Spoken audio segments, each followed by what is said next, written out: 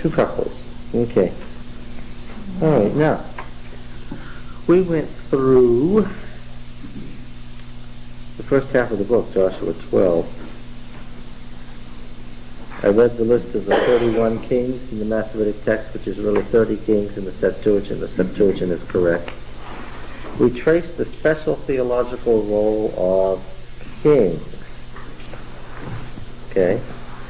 And now we come to the, embedded in the book of Joshua, something quite different from the narratives of the initial campaign. The initial campaign of the conquest was a short march around where immediate royal cities that were threatening Israel's advance into the mountain region were attacked and conquered. Not necessarily annihilated. Immediate royal cities in the north, central, and south were attacked by Israel and conquered for the time being. Some of them were just re-inhabited by Canaanites the next day. Some of them were left as ruins for a long period of time, and Israelites moved into them. Some of them were left as ruins for a long period of time, and somebody else, like Philistines, came from Crete and said, here's a vacant city, let me move in. Okay? So different things happened to the cities that were conquered in the initial campaign. Now, after the initial campaign, there was 300 years of moving around and settling down. And we're going to investigate some of that 300 years now. Much of that 300 years is reflected in the second half of the book of Joshua. Okay? Now, we have to do two different things. We have to study the history of the thing, and we also have to study the theology of the thing, which is something different. Because what the lists were originally for, historically, may be something quite different than what Jeremiah and his editors were doing when they wrote the Deuteronomic history. Do you understand? We may have a list of towns that had a particular purpose from the time of the empire or the monarchy that Jeremiah has reused, and maybe that list is 500 years old by the time he reuses it, and he's using it for a whole different reason. Okay? So, we have to examine the parts and then the whole. Right, you understand? Take it apart and then put it back together again. Here's how Joshua 13, which is the new phase now, begins. Joshua 13 and verse 1.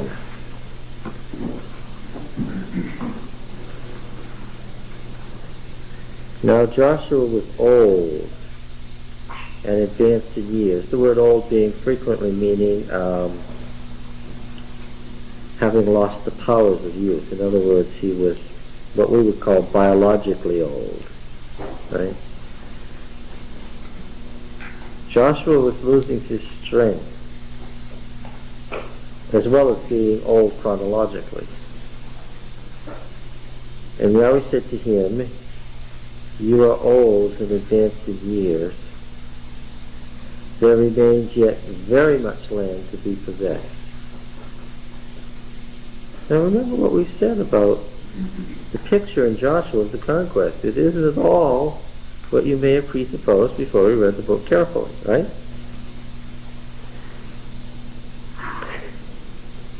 What would a straightforward fundamentalist view of the conquest of Canaan be like? Somebody give me a good fundamentalist view. God only anger, slaughter, children of Israel have no land. And what constituted the children of Israel? People who left Egypt. Yeah. All of them, every last one of them, a biological descendant of Abraham. And how many folk are we talking about? 2 million, yes. And I was talking to Don this week. I read in one commentary, the commentator was being a bit of a wag. He said, if there were really 2 to 2.5 million Israelites, they could have conquered Canaan just by trampling the Canaanites to death. So, anyway, of course, I want you to understand that this isn't far from the fundamentalist picture of the conquest that people in Jeremiah's time had. Do you get it? Right? That's the point. That's exactly what they believed. How did they get in possession of Canaan? God made an unconditional promise to the fathers.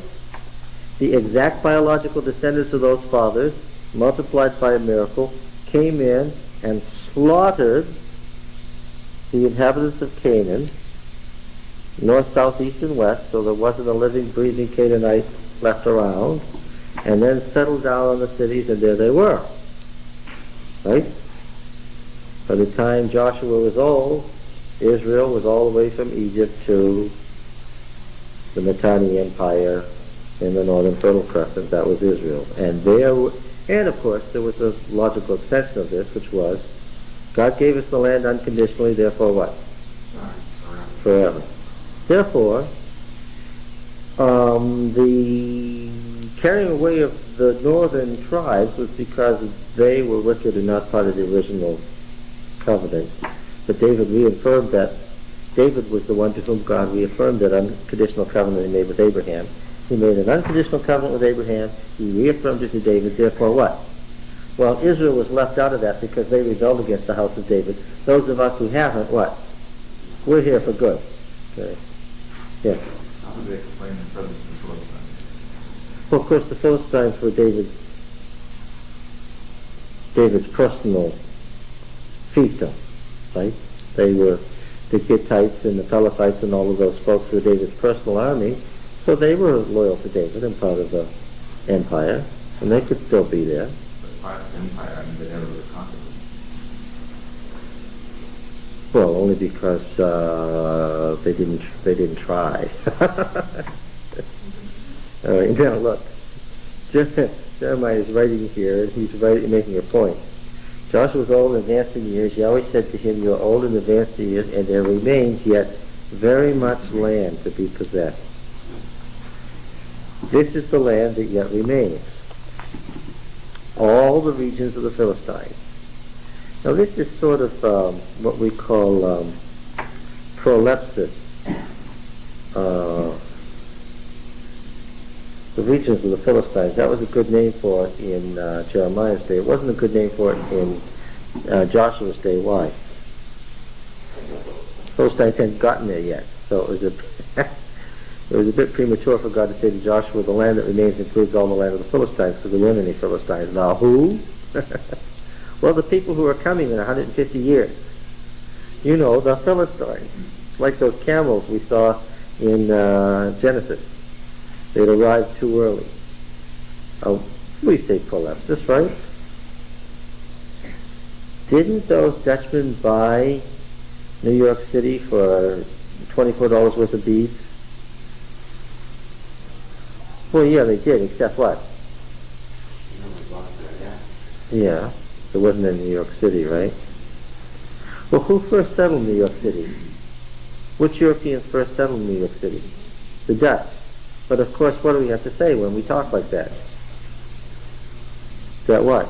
When the Dutch settled it, what? It wasn't New York City. That's right. In the same way we say when President Lincoln was a little boy, he studied his textbooks by firelight. Except that what? When Lincoln was a little boy, he wasn't President Lincoln, right? That's called prolepsis. I see it here too. He's speaking from the viewpoint of his time. Well, the land of the Philistines is the southern coastal plain, not the time of Joshua. Gives you indication of time again.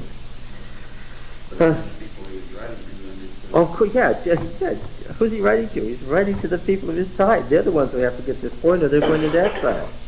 Right? Yeah. More importantly, almost 3,000 years later, this is still the basis of the state of Israel. True. Yeah, that's right.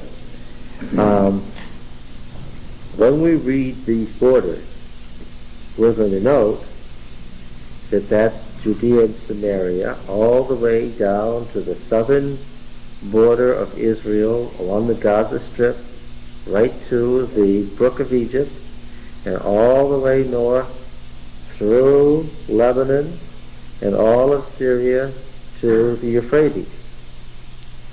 And what point are you making? Why did the Egyptians and the Jordanians and the Palestinians and the Syrians seem so annoyed with the state of Israel? Because when they say they're going to possess the land, what do they mean? Yeah, when the Prime Minister of Israel says Greater Israel, what does he mean? He means Lebanon and Syria And, yeah, Trans-Jordan. Jordan, the kingdom of Jordan, and a good piece of what's Egyptian territory, only because Israel was talked into giving it back by the United States a while ago.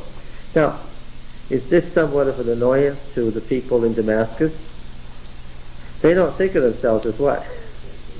As part of the Jewish state. And guess what? They have this strong feeling that, having been around for a while, they don't want to be part of the Jewish state. But the Jewish state is both a racial and a religious concept. And behind it, of course, is the conservative Jew who says what? This land is what? It is mine. Right? You've heard this, right? This is the theme song. This land is mine. What's the next line? God gave this land to me. Okay. All right. So they make the same mistake the people in Jeremiah's day did. This is the land that yet remains.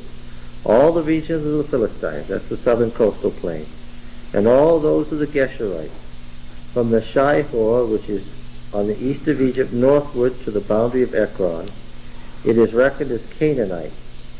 There are 5 rulers of the Philistines: Gaza, Ashdod, Ashkelon, Gath, and Ekron. Those are the Awim in the south, all the land of the Canaanites. And from, Me'ara is not a place. Me means from. It's from a certain place, and there's no place named Ara, so this is a corruption of the Masoretic text, which belongs to the Sidonians. Okay, we've gone all the way up the coastal plain now, all the way up from Egypt, we're now all the way up to Lebanon, right? Sidon is in far south of modern Beirut. Okay, we're all the way to Lebanon. So the whole, everything to the sea, to Aphek, to the boundary of the Amorites, and the land of the Gibeonites. Now we're running across the northern boundary of Lebanon, all Lebanon, towards the sun rising, from Baal Gad below Mount Hermon to strike the entrance of. If you have a text that says the entrance of, the RSV consistently mistranslates it as a noun rather than a proper noun. It's the name of the city, Lebo, or Lebwa, which site is still there. From Lebwa of Hamath, all the inhabitants of the hill country, from Lebanon to Mishrapoth Maim, that's the Litani River, flowing in the Mediterranean in the far north, in what's now Syrian territory, almost to Turkey, even all the Sidonians. I myself will drive them out before the people of Israel, only allot the land to Israel for an inheritance, as I have commanded you. Now therefore divide this land for an inheritance to the 9 tribes and the half-tribe of Manasseh. Well, this is very interesting, this concept here. The concept is that whole area is going to be divided among the 12 tribes that we've come to know as the classical 12 tribes. That, in fact, is not what happens when we read the boundary list that follows. See, it's not obvious to us because we don't live there and we don't know these towns like the back of our hand. All right? So as you read through, if you read through patiently, you didn't notice that the description of the boundaries of the land given in the opening paragraph is very different from the description of the boundaries of the 12 tribes. Which is bigger? This is, yeah. Much larger. The description of the 12 tribes and their boundaries is the description of the central portion of this land that remains. In fact, and I'm going to read this at length here, Dr. Alfaroni makes the point again and again that these boundaries as described here are the boundaries of what? No, not exactly. These are the boundaries of what was called the land of Canaan by the Egyptian Empire from the 18th dynasty on, when they had conquered it. This is exactly the province of Canaan that was part of the Egyptian Empire. city to city, river to river, hill to hill, as you follow the boundaries, and you look at the lists of, like Tutmosis III, and Papyrus Anastasi, and the various references that are found in the Seti's list, or any of those that we have available to us, the various references to borders in the Amarna letters, we find that this is very, very clearly the Canaanites, the land of Canaan, the province of Canaan of the Egyptian Empire. Now another point that Dr. Aharoni makes is that astoundingly, you can read the book of Joshua from beginning to end, and you would never get a hint that at the time of the conquest, this entire area was a piece of and controlled closely by the Egyptian Empire. Never mentions it. Now, question. Since the Egyptians were extremely sensitive about their empire, since they had fortified the cities all along the Via Maris, since they were extremely concerned to control the trade routes, and since they were concerned to control their upper borders from the Mitanni Empire, why did Israel not bring down upon itself the wrath of the Egyptian Empire and a renewed war with Egypt in this invasion of the Egyptian province of Canaan? What could be the explanation for this strange historical fact? What? No. First of all, what's the name of the place? Just for her sake, so she'll... The Reed Sea. Yam Suf, which means the Sea of Extinction. Could also be called the Papyrus Swamp. One of the tidal marshes there, because... but no, the Red Sea is the eastern rift of the continent of Africa. It's 20 miles deep. That's not what they crossed. Okay? I think that they didn't attack the cities of the Egyptians. Really, they didn't attack any of the royal cities of the Egyptians? Yes. It was political upheaval. Egypt was particularly well aligned. Yeah, 2 or 3 things happened at once. Right, that's the answer. The Egyptian power was going through internal upheavals. And the other thing is that as we read through Joshua and compare it to the Egyptian list, where did the Israelites settle and conquer? The hill country. Yes, the hill country. They didn't endanger one little shred of grain moving along the Via Maris. Why? We're told in Joshua and again in Judges that Israel did not conquer those areas. Why? Because it could not. Yes, both books say that it did not conquer that territory because it could not conquer that territory. Interesting. Could not. Could not. Not that God didn't help them or anything, but they could not. I refer you to the first chapter of the book of Judges.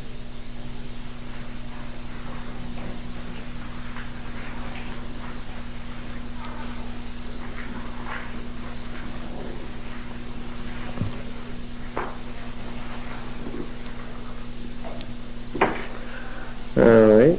Now, it even tells us that some of the Israelites became forced laborers at the time.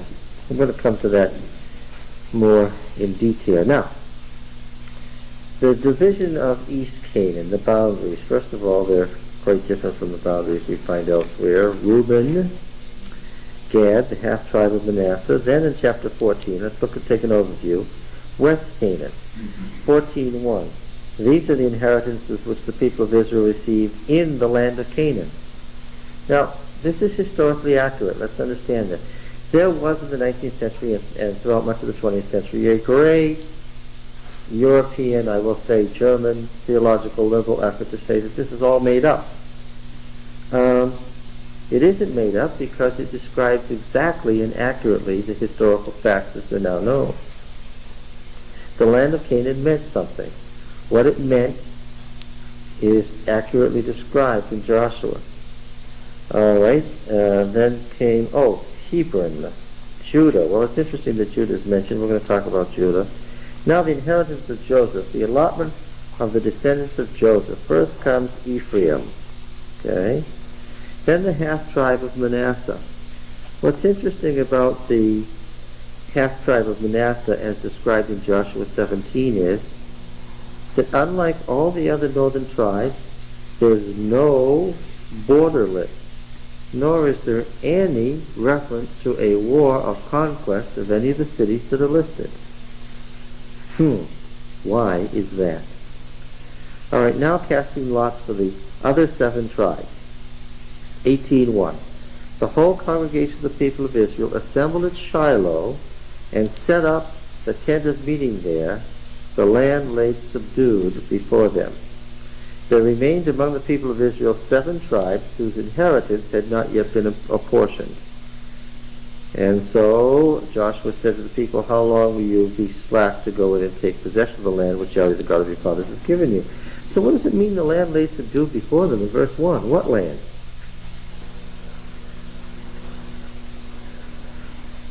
What land did the first 12 chapters of Joshua say they had conquered? The hill country. So here they are at Shiloh, at the top of the mountain range. The mountain range, you remember, runs north and south. They're up in the top of the mountain range. And why are they in this 30-mile wide corridor at the top of the mountain range? 30 miles wide, that was it, folks. Why are they in this narrow corridor at the top of the mountain range? The Canaanites had chariots of iron, we were told repeatedly. Canaanites had chariots of iron and fortified cities. Okay. Now the land that lay subdued before them was that at the top of the mountain range. Now when we look at the cities, we discover something interesting that I've already mentioned. The cities at the top of the mountain range were few and far between. Folks didn't go up there to live. Why? There was no land to farm, that's the point. And if you did farm it, what was it like? Rocky, less water, cold, snowy. Snow's in Jerusalem. Cold there much of the year.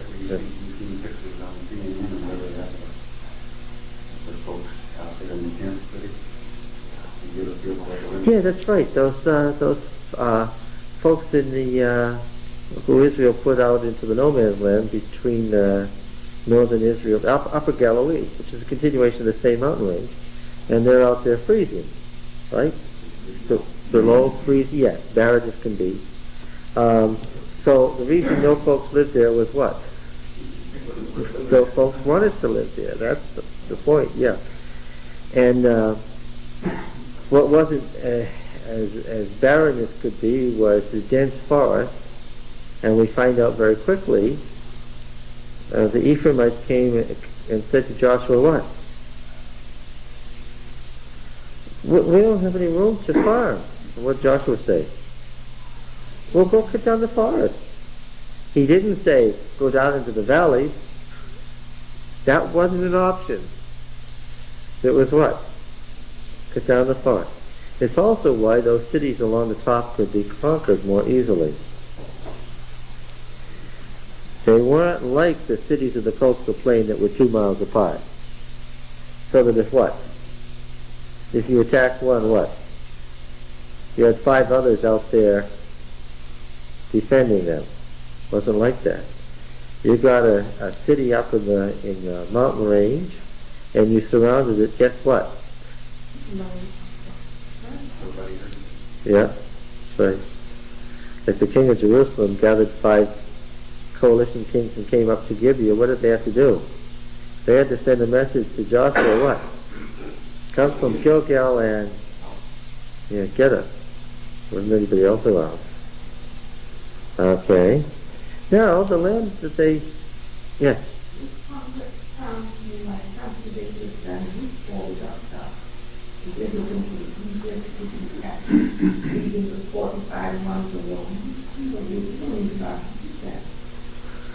well, you do if you don't know anything about conquest. These are an agrarian people who are described as not at all warlike. And what was this constant statement? I don't know if you've caught it yet. What was the constant statement that was made to them every time they faced an enemy? What were they told? Don't be afraid of them. What was their immediate reaction? Why? Joshua was told again and again what? Don't be afraid. Be courageous. Don't be afraid. Be courageous. Why? I'll give them into your hand. What did Israel feel about it? Maybe they could have done it on their own, but what? There's something about war that's important. Maybe they could have done it on their own, but what? If you don't think you can win, guess what? You won't, even if you are the bigger one. Yeah, morale, okay.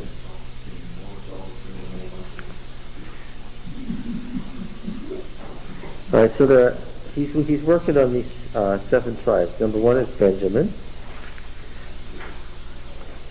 Simeon doesn't even get an inheritance. Where's Simeon's inheritance? No borders. We're in Joshua 19 now. No borders. Why doesn't Simeon have any borders? Yeah, because they had the inheritance of the tribe of Simeon, verse 9, formed part of the territory of Judah. Because the portion of the tribe of Judah was too large for them, the tribe of Simeon obtained an inheritance in the midst of their inheritance. No borders, why? No tribe. Zebulun, Issachar, no borders. Just a list of towns. Why? Issachar, not a tribe. We find the same list of cities, apportioned out to Asher, Naphtali, and Manasseh. All these Asherite cities are apportioned to 3 other tribes, and there's no border. What does that tell you? Asher there wasn't a place you could go and say, we just stepped over the border and we're now in Asher. There wasn't any such place. How about Issachar? Same problem. What does Issachar mean anyway? Well, it means man of wages or a hireling. Somebody who gets wages to do heavy labor. And we find out that they worked for the Canaanites in Judges. They couldn't conquer any of the Canaanite cities, so they went to work and did forced labor for the Canaanites. And their name, the tribal name, means hireling, man of labor. Okay. Manasseh conquered its territory. Manasseh, conqueror of its territory, one who dispossesses. Ephraim, Ayin, like Mitzrayim, Egypt. Ayin, a locative ending, a location. Ephraim is not the name of a person, but a place. Ephraim, a place full of fruit, a fruitful region. Ephraim. Now I know you heard that Ephraim was the name of Abraham's son, but please understand it's not a personal name, it's a place name. Benjamin. What does it mean? The tribe of the south. Okay.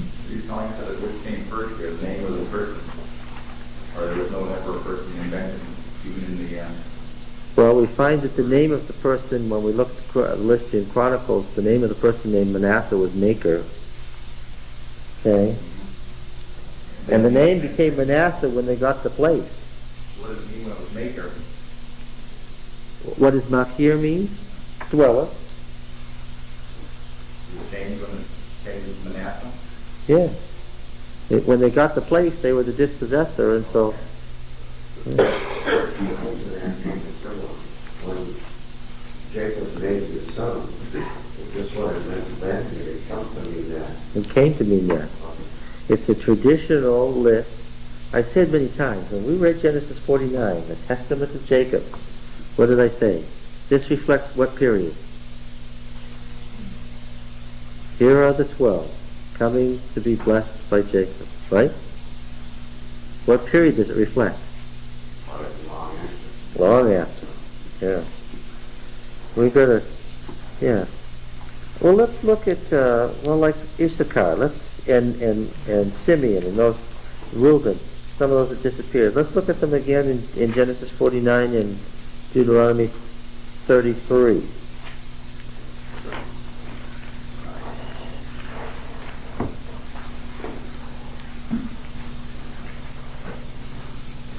We'll look at Genesis 49 and verse 14.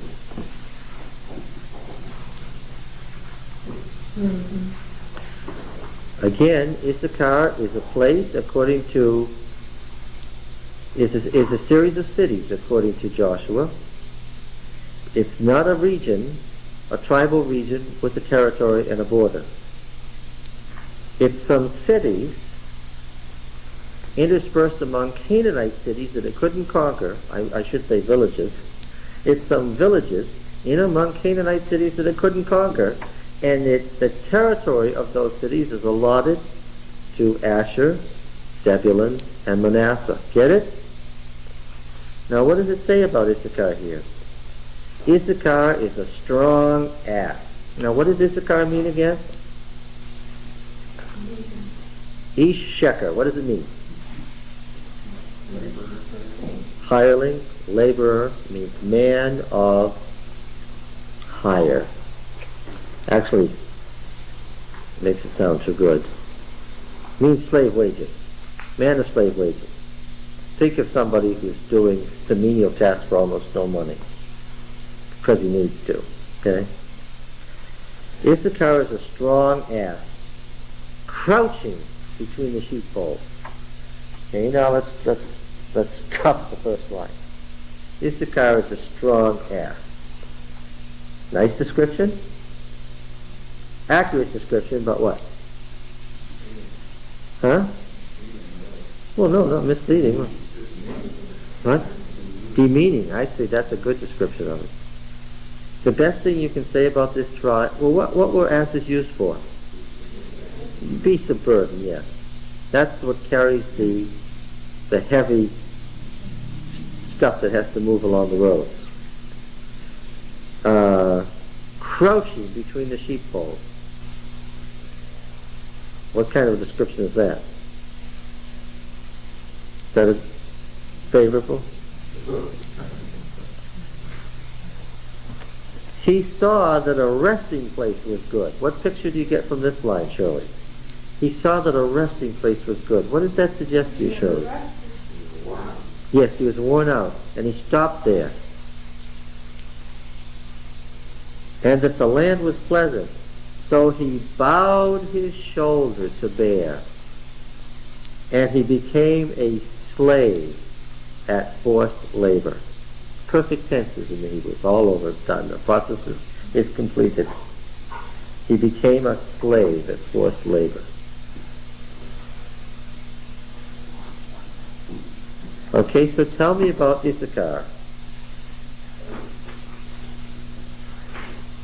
Make some deductions based on what we have in Joshua and here.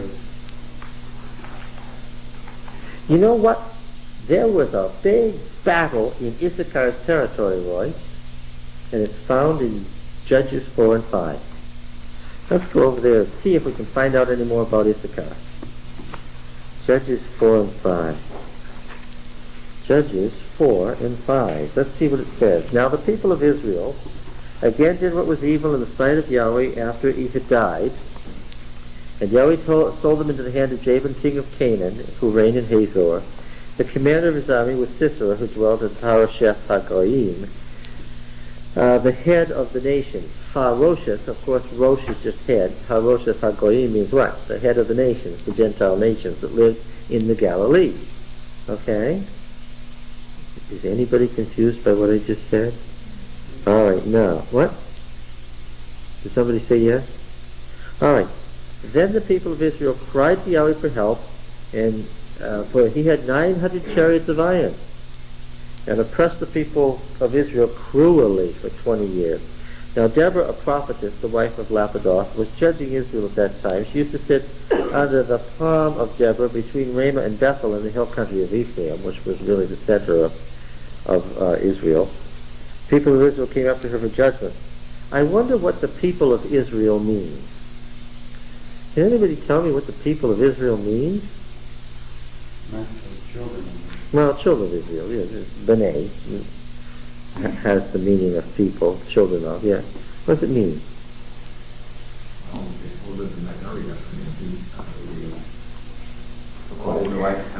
Well, let me ask you, does it include the Simeonites or the Kenizzites or the Kenites?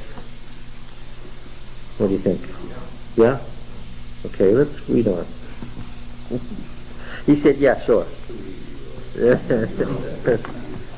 All right. She sent and summoned Barak the son of Abinoam from Kedesh in Naphtali, and said to him, Yahweh God of Israel commands you. If anybody's confused at this point, that's okay. That's who you should be. We're going along.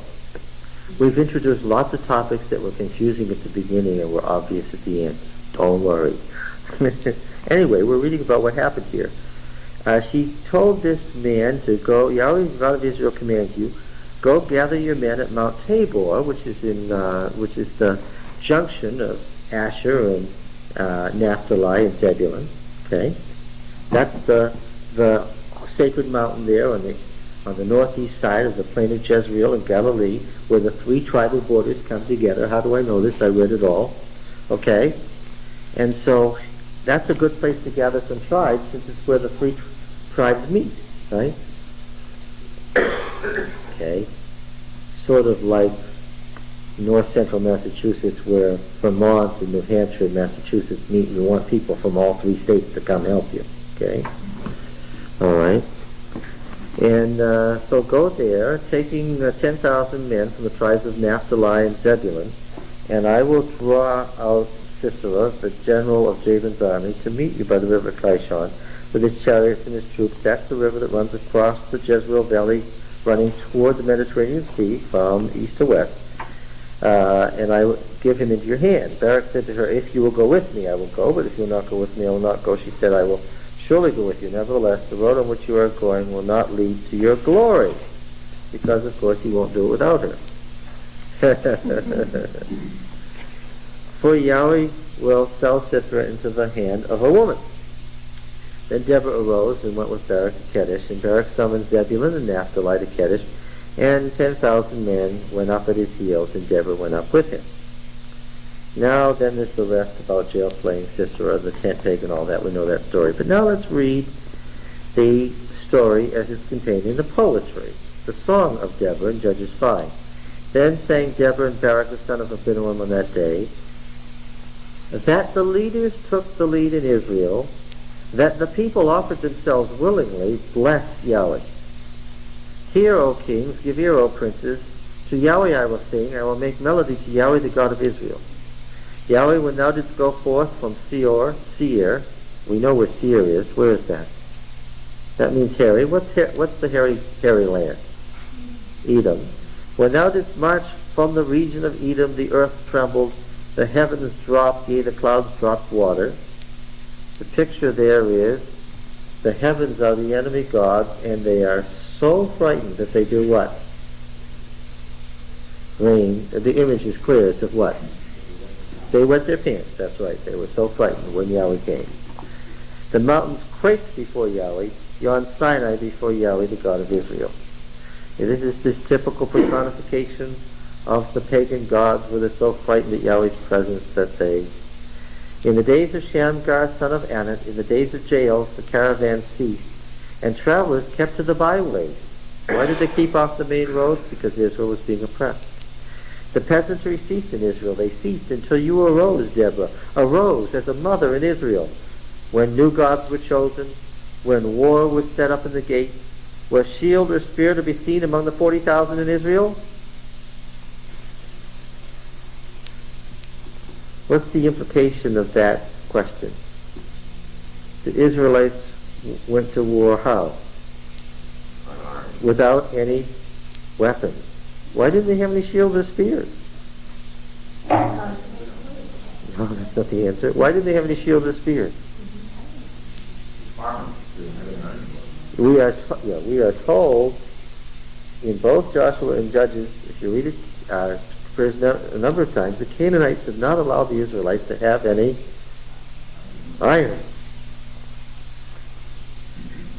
My heart goes out to the commanders of Israel who offered themselves willingly among the people. Bless Yahweh. So now we understand why the singer's heart goes out to the commanders of Israel. Why?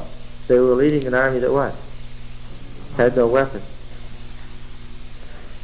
Tell of it, you who ride on tawny asses, you who sit on rich carpets, and you who walk by the way, to the sound of the musicians at the watering places. There they repeat the triumphs of Yahweh, the triumph of the peasantry of Israel.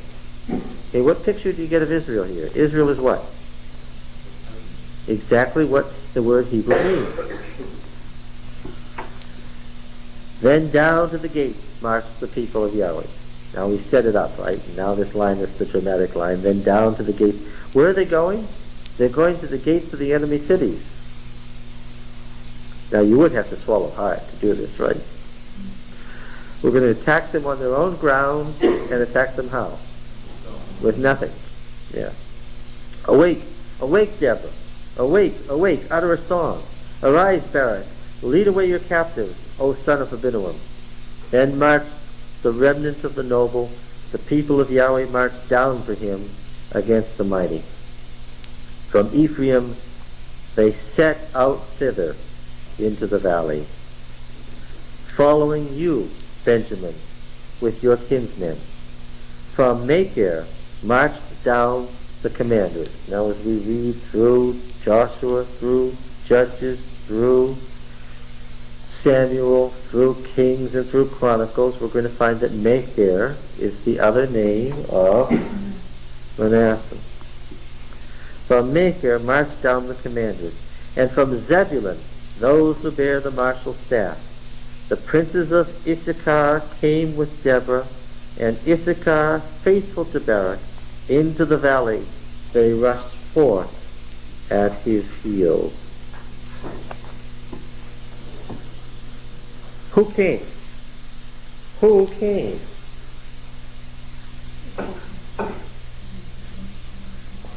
Who came, folks?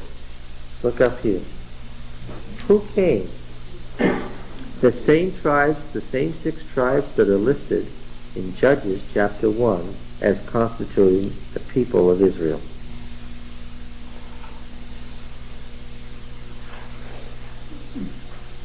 The same 6 tribes where there are border lists found in the book of Joshua. There are 6 tribes for whom border lists are given in the book of Joshua. Those tribes gather together and fight in the battle that's described in Judges 4 and 5. The same 6 tribes that are described in Judges chapter 1 as unable to conquer the Canaanites in the valley. Ooh, I'm noticing a pattern. Something happens that's very interesting. Outer boundaries are given. Okay? Then I read through Joshua, and inner tribal boundaries are given. And I find how many tribal boundaries are given? 6. How come Judah doesn't get any tribal boundaries? Well, some are mentioned, but when I read them, what do I discover? All they are is the southern boundary of Benjamin And the boundary, that's the northern boundary of Judah, and the western boundary is the ocean, and the eastern boundary is the Dead Sea, and the southern boundary is a line across from here to here, and it's the boundaries that were given for the boundaries of the land that remains. Oh my. What that means is what? Judah and all its associated tribes are counted as living where? In the land that remains. Not in what? Not in what? In Israel. Catch it now. Catch it closely. We hear in Joshua about Judah and its associated tribes. Simeon, Caleb, Kenaz, Jerachmeel, and the Kenites. They're all mentioned together. And as I count them, it's not a surprise that they all add up to how many? 6. And they're all mentioned. They're all mentioned in Joshua. And they all live down there together, south of Benjamin, in the land that remains. And in the north, I find that we have 6 tribes who associate together. And where's their tribal center? Where do they gather together? Shiloh. That's their tribal center. And there's 6 of them. Something I'm going to notice when I get to King Saul, that I'm going to notice right away with King Saul is that King Saul's country of which he's made king, Saul was from what tribe? From Benjamin. The King Saul goes out and he fights the enemy. And he tries to drive back the enemy, east and west. And what tribal territories is he trying to protect and enlarge? Take a wild guess. If you can say the answer, you're catching on. If you don't know the answer, you're still confused. When King Saul tried to enlarge the borders of his kingdom, and he kept trying to conquer the cities that hadn't been conquered and to fill out the tribal areas, which tribes was he trying to fill out? These 6. He was king of what? Israel. Now, friends, he married one of his daughters off. First, it was supposed to be his oldest daughter, the favorite one, but he played the Uncle Laban trick. Then he married another one off to a young fellow that was important to him. Because this young fellow was the youngest son of the prince of the tribe of Judah. And when we go over here, we find that Judah controlled Hebron, and that was the center city of the south. And this fellow was the most important, he was the leader of the richest, most politically important clan in the south. Of all the clans, Judah was the most important, and among the Judahite clans, this was the most important clan. And what was this fellow's name? What was the father's name? Jesse. Now, wouldn't the youngest son be insignificant? No, yeah. But you remember, Israel has been following a pattern of the youngest son becoming the inheritor. Okay. Now, this fellow Saul had a problem. He needed desperately territory, east and west. He needed to conquer the Jordan Valley, Bethshan, where he met his death trying to conquer this great Canaanite city in the northern valley. Here's the Jordan Valley of all the Canaanites. And then it connects right to this flat valley of Jezreel in the north. It runs right over to the ocean, the little mountain pass there at Megiddo. And then there's all those valleys along the Mediterranean. And he's got to break out of this territory. He's got to break out of the territory. He's got to do it. But in order to do it, with the great powers and the mighty military powers on 3 sides of him, what does he need? He's got to have the assistance of what? Their cousins in the south. They've got to have the assistance of the Southern Tribal League. What did he hope he would be able to do by getting this designated son of Jesse into his family? Because why? Judah was at the back of, behind the Canaanite and Philistine cities. And Saul figured if he could get the southern clans on his side, what? They could win. Was he right? Yeah, he was right. He was right. But the point we're going to see as we read into Samuel, as we move from Judges to Samuel, is that there is already functioning what? Already there's what? There's an Israel and there's a Judah. Okay? Right? Now, did this develop into any sectionalism or any sectional rivalry, do you think? Oh, that explains why Benjamin means son of the south. What is it when it's only halfway down? It's only halfway down Palestine, right? Why would it be the son of the south?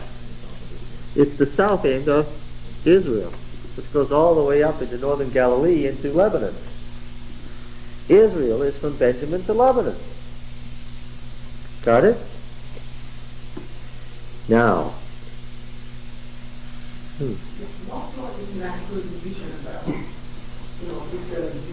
the Valley of Achor, good question. The valley that goes right up from Gilgal and runs right up to Jerusalem. When we read through the list in Joshua, we're going to find that the fields of Jerusalem belong to Judah, but the city belonged to Benjamin. Right? It was, and they left it as a Canaanite city. Why? Obviously, the Benjaminites and the Judahites found it useful to have what? A buffer between them. You don't mean to say that God's people were in such competition with each other that they needed to have a pagan city to...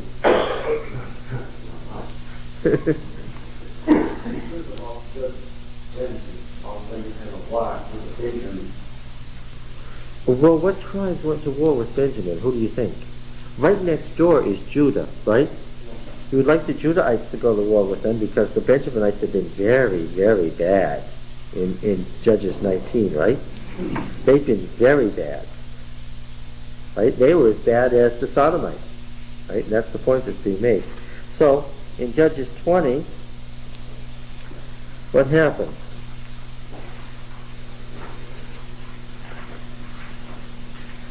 All the people of Israel came out from Dan to Beersheba, including the land of Gilead. And the congregation assembled as one man to Yahweh at Mizpah. Do you get the implication here?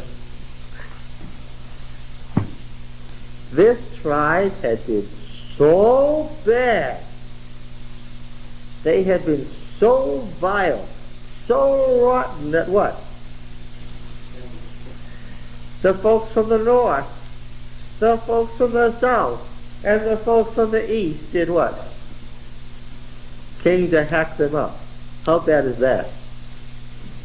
That's really bad. The only reason nobody came from the west is there's an ocean there. They were really bad. Now you get to the point of how bad they were, right? This is making a real big statement. Bad tribe came out of Egypt. Well, we're coming to that. We haven't read through the list of who constitutes Benjamin yet. We haven't read through the list of who constitutes any of these tribes yet. Okay. All right. In Judges chapter 1. Oh, wait a minute. We're in Judges 5. Let's not rush away here. So these tribes came to fight against the Canaanite cities that were headed by Hazor in Galilee. Well, that's the territory of the northern tribes, right? However, something didn't go so well. We get great praise for those who came, right? Those who came are highly praised, and why shouldn't they be? They faced the enemy with nothing, right? All right, now, however, we read this in verse 15. Among the clans of Reuben, there were great searchings of heart. The Transjordanian tribes, what? Did or did not help? Why did you tarry among the sheepfold? To hear the piping for the flock? Among the clans of Reuben, there were great searchings of heart. Isn't that great? Gilead, notice, not Gad, which turns out to be nothing but a shortening of what? Gilead, which is a place name. Oh, shucks, boy, we're getting so much place names in these sons of Jacob. Gilead stayed beyond the Jordan. And Dan, oh, I didn't even put Dan on here, among other tribes that are missing. And Dan, why did he abide with the ship?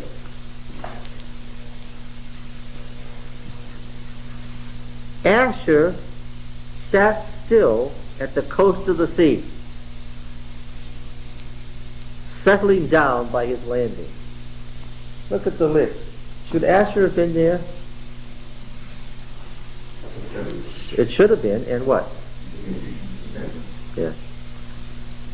Dan could have said, well, our territory is in the south, among the Judah tribes. But in fact, what had Dan done? Had moved north and was now in their territory, and should have been what? Should have been helping out, since it had some of the land that belonged to the north. Zebulun is a people that jeoparded their lives to the death. Naphtali too, on the heights of the field. So what am I finding? Some of the northern tribes came, and some of the Transjordanian tribes were expected to come. Some of the northern tribes didn't come. The Transjordanian tribes didn't come. But what am I noticing? Conspicuous, thunderingly conspicuous by its absence. There's no line that says what? Where is Judah? Why didn't Simeon show up? What's wrong with the Calebites?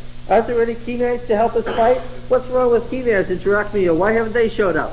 There are no lines like that. Why? Why aren't those lines there? Because what? They weren't expected to be there. Why? They're not part of the league. It wasn't part of their covenant duty to be there. And very clearly, the writer expects these tribes and these tribes to show up. And some did and others didn't. You get it? Now, wait a minute. I thought there were 12 tribes that crossed together. They were all together. They were all part of the league, right?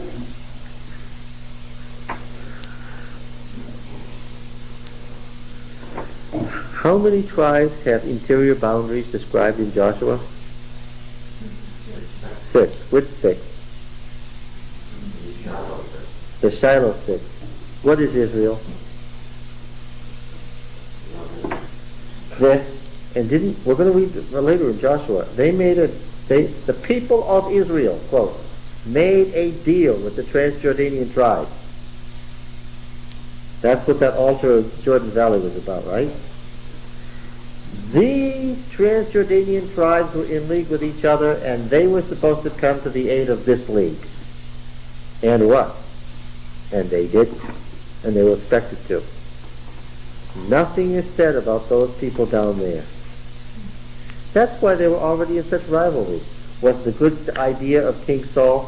First thing King Saul did was he went over to Transjordan to relieve Jabesh of Gilead that was about to be wiped out by the Ammonites.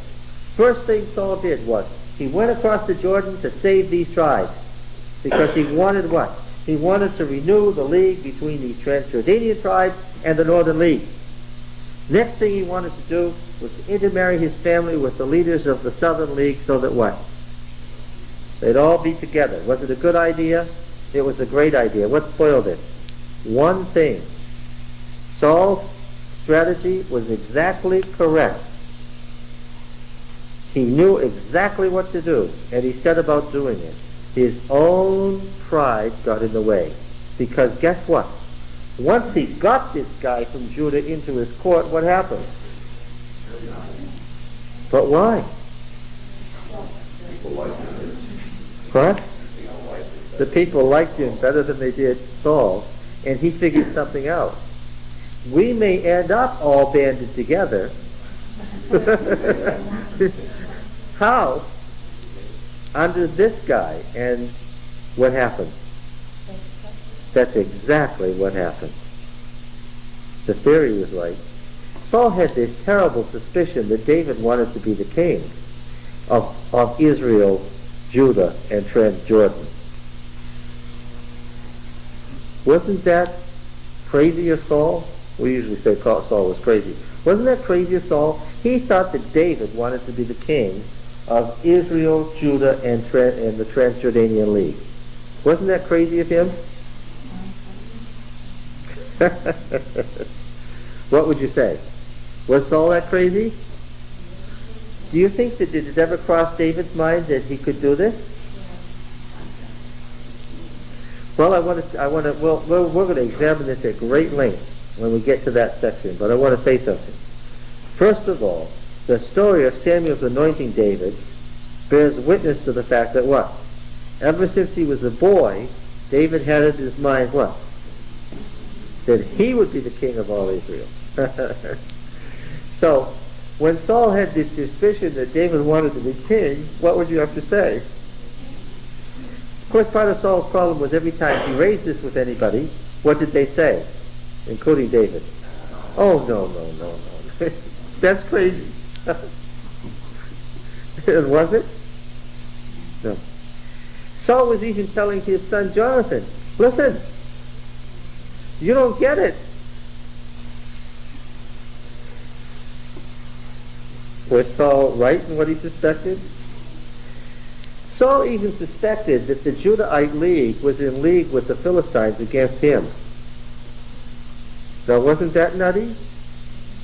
Just because the Judahites traded with the Philistine city-states that were their route to the sea.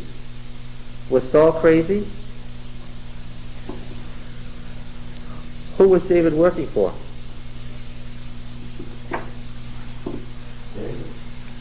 Well, but officially, who was he working for? He left Saul, worked for the Philistines. Yes, it was Saul's fault. I'm not sure that Saul knew all these things we were talking about, and if he didn't know that, he was paranoid. He wasn't. If he knew all these things to be facts, we wouldn't think. I'm not sure he knew all No. these things. Suppose he didn't know that Samuel had anointed David. But he has this terrible suspicion that David wants to be the king. He said, let me remind you of the statement. What's the statement that we're about about being paranoid? Just because you're paranoid doesn't mean they're not out to get you.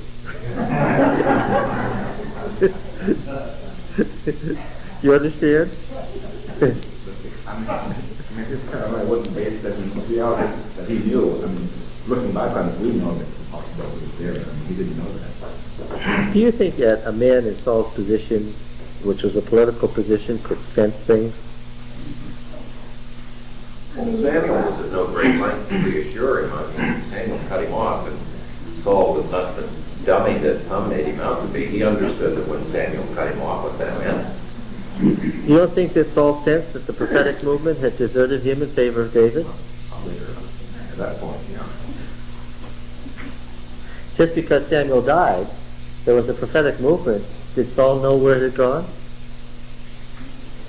What about the priesthood? Whose side were they on? And he had this terrible suspicion that his own family was against him. He thought that Jonathan and Michal and everybody what? Was siding with David. Well, that's pretty nutty, but what? Jonathan was shooting his arrows? What was he saying? This is what Dad's telling me. Michael was putting the dummy in the bed. Yeah, we could say that Saul was paranoid, but he thought the family was plotting against him, and what? He pushed everybody to that point. Okay, you can say he pushed him, you can say he did it himself, but what else? Oh, I understand, I agree. So, what did I say at the outset of this? The thing that spoiled Saul's plan was his own ego. He wanted the plan to work if and only if what? If he could be the one to carry it out. There's the problem. Having developed the plan, unfortunately, what was it his role to do? Yeah, he was to be David's forerunner, but what? He just couldn't do it. He couldn't do what John the Baptist did. He just couldn't do it. But the point I want you to see clearly today is there was an Israel, there was a Judah, and there was a Transjordan. And they were already there. And Saul saw clearly that the situation they were in, that it was do or die time, and what they had to do was what? Become united. And of course David became king of Judah, and king of Transjordan, and king of Israel. And of course when he did that, then what? With that much. And by David's time, of course, the Hebrew tribes had become cohesive and large, and what? He had just the power of sheer numbers. The reason he could conquer Rabbah of Ammon, for instance, is what? Great fortress, but what? He could send huge forces against it, so that what? There was no hope. Once you get the balance of power on your side and you use it right, what happens? Each step you take makes you more powerful. Yes. And David was very, very careful, because he knew every step of the way that he needed his Judean base, and what? He needed his Israelite base and his Transjordanian base. And he was very careful to cater to the desires of each group independently. So David's empire was what? Was really what? Coalition united in what? United in what? David's empire was really what? David's empire. You get it? Why? The loyalty of each of these sections was to what? To David himself. Yeah, not to each other, which is why what happened? It fell apart so quickly. Why? The pre-existing units were already there. Okay? You have to understand that. The pre-existing units were already there. And how quickly did they get there? Once they crossed the river. Yeah, before they crossed the river. That's right. Now, let's go back. Yes.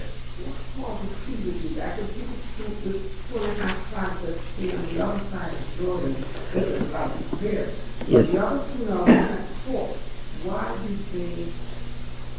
Very good question. Very, very, very to the point question.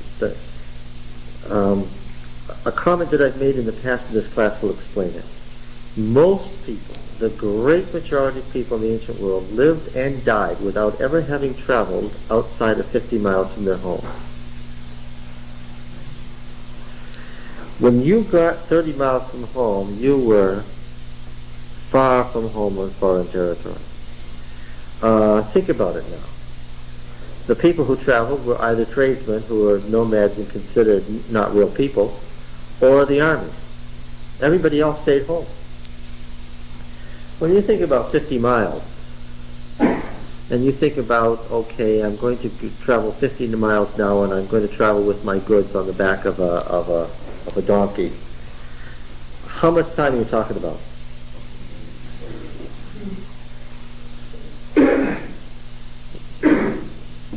You're talking about a 2-day journey? Yeah, you are talking about a 2-day journey in general. We can tell by the story that that's how far they went. A 2-day journey, okay. So that to go, for instance, from Hebron to Shiloh, It's a 2-day journey. Okay? And you plan it, and you plan where you were going to stop, and you plan how much food and water you needed, because there wasn't water and there wasn't food, and you had to plan that sort of thing out. You wanted to end up in the right place at night. You don't want to end up in a valley where there's robbers or something. Okay? You want to see if there's a caravansary where you can stop. Huh? Yes. If possible, well, of course, if you say, well, I'm here at Jebus, but it's a pagan city, right? That's what happened. And I might be, it's dangerous in a pagan city. Even though it's getting dark, I better not stay with these pagans. What had I better do? I'd better push on north in the dark to land in one of the cities of Israel. That's where what? Where it's not quite so dangerous. And where the only reason the man wasn't raped and murdered was what? Because he was willing, being a noble man, he had a choice. Either he was going to be raped and murdered, or his wife was going to be raped and murdered.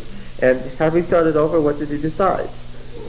He decided that she was a concubine, meaning a second wife. He'd still have his primary wife. He decided that under the emergency, the best thing to do would be what? Yes. Let her be raped and murdered. Better her than me.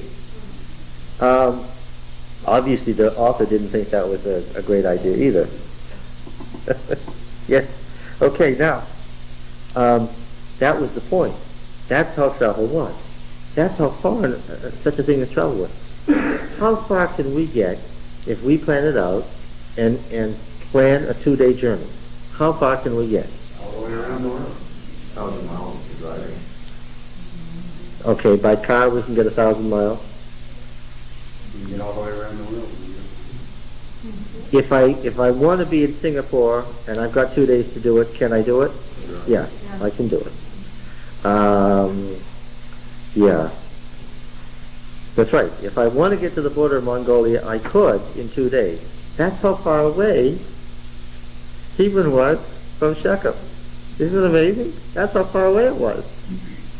So when you talk about sectionalism developing, well, of course, very quickly, once the people settle down, those people up there are what? They're foreigners. Right? Now, in the north, surely, the corridor between the Great Arabian Desert and the ocean is very narrow. And the roads are close together, and it's all bunched around this flat Jezreel Valley. And the roads cross the valley over to Megiddo, they cross the pass, and then you're on the coastline. And the land is wet because the rain comes in from off the ocean, and the clouds get in, and they get all the way across the Transjordan. So the whole land is rich and wet and green and wooded. But then the coastline goes out like this, doesn't it? So that the further south you go, as you go along the mountain range, the further you are from the coastline. Meaning as you go south, it gets drier and drier. Which means that a different kind of agriculture was carried on. Different kinds of animals were grown. You see? So now just think about what happened. You grow different crops, you eat different food, your land looks different. About when you get to the southern border of Benjamin, the land's suddenly going out and it suddenly gets drier. It looks different, and so what is it? It is different. So they carried on a different kind of life. Somebody walking from Judah up to Israel would say what? Boy, this place is really strange. I don't like it here. I'm going back to God's land. Right? You know what they said? They said the mountains are so high and the ravines are so deep that it swallows up the sun. There's no sun here. People who come here to New England from Montana, what do they say? You can't see anything. There's no sky. You can't see a thing.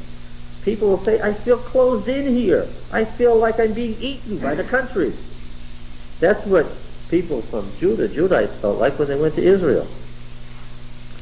And when an Israelite, bless his soul, went down to Judah, what did he say?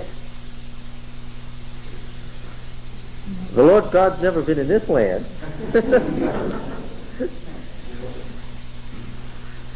There's no rain, it's barren. Sure, there's lots of sun, there's too much sun. It's as dry as the hills of Gilboa, the only dry spot in the north. This whole land is a barren waste. I'm going back what?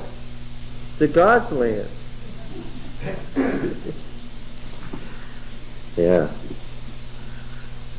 You see how quickly it could develop? One generation and suddenly what? We're different people. In 50 years,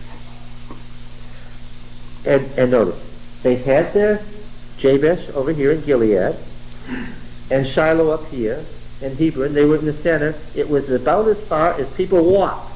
That's what held the thing together.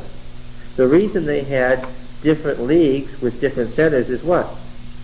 You can't live with the Kenites down in the southern desert of the Negev and have Shiloh as your capital. Why? It's too far. That's a foreign country. Hebron was in the center. Shiloh was in the center. Jabesh was in the center. That's where the people gathered. Okay. Now, what do you suppose then? What do these border lists represent then that we find in the book of Joshua for the 6 northern tribes? Where would they have originated and when, and what do they represent? I know they do not represent the period of the monarchy because King Solomon broke down the old tribal boundaries and made 12 administrative districts in Israel and 12 administrative districts in Judah. So they don't represent anything from the time of David or Solomon. So, huh? Yeah, they're in the Judges. What do they represent? These, well, I know what they represent. These, where did they gather for Joshua to give these, to apportion out the land? Where did they do this at? Where were they?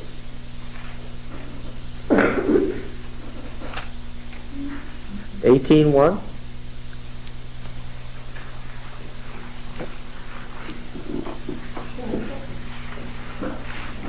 When the whole congregation of the people of Israel assembled at Shiloh. And when I look carefully and I read the lines carefully and I read between the lines, the whole congregation of the people of Israel is who? The 6 northern tribes. Now look at over here further in Joshua. Let's see if that's true. Joshua 22. Joshua summoned the Reubenites, the Gadites, and the half-tribe of Manasseh and said to them, "You have kept all that Moses, the servant of Yahweh, commanded you, and have obeyed my voice and all that I commanded you. You have not forsaken your brethren these many days down to this day, and have been careful to keep the charge of Yahweh your God. And now Yahweh your God has given rest to your brethren, as he promised them. Therefore turn and go to your home, the land where your possession lies, which Moses, the servant of Yahweh, gave you on the other side of the Jordan. Take good care to observe the commandments of the law which Moses, the servant of Yahweh, commanded you, to love the Lord your God and to walk in all his ways, to keep his commandments, and to cleave to him, and to serve him with all your heart and with all your soul." Good Deuteronomist that Joshua is. Right? Then Joshua blessed them and sent them away, and they went to their homes. Now, to the half tribe of Manasseh, Moses was given a possession in Bashan. To the other half, Joshua was given possession beside their brethren in the land west of the Jordan. Joshua sent them away to their home and blessed them, said to them, "Go back to your homes with much wealth and very many cattle, silver, gold, bronze, iron, with much clothing. Divide the spoil of your enemies with your brethren." So the Reubenites, the Gadites, and the half-tribe of Manasseh returned home, parting from the people of Israel at Shiloh. Parting from what? The people of Israel at Shiloh, which is in the land of Canaan. Which is in the land of Canaan, which means the administrative district of Egypt, to go to the land of Gilead. Do you get that that's a different place? Their own land. I mean, can it say it any more clearly? What are they not, folks? They're not part of the people of Israel, of which they had possessed themselves by the command of Yahweh through Moses. And when they came to the region about the Jordan that lies in the land of Canaan, the Reubenites, Gadites, and half-tribe of Manasseh built there an altar by the Jordan, an altar of great size. And the people of Israel heard. Do you get it? How readest thou? Who is the people of Israel? And where are they centered? In Shiloh. Who are these people? These are the people of Gilead. The people of Israel heard, say, behold, the Reubenites, the Gadites, and Naphtalites, and Manasseh have built an altar at the frontier of the land of Canaan, in the region about the Jordan, on the side that belongs to the people of Israel. They built an altar in your land, in the land of the people of Israel. How dare they? And when the people of Israel heard of it, verse 12, the whole assembly of the people of Israel gathered to Shiloh. Who does that not include? These folks, who very clearly what? They aren't. You see it?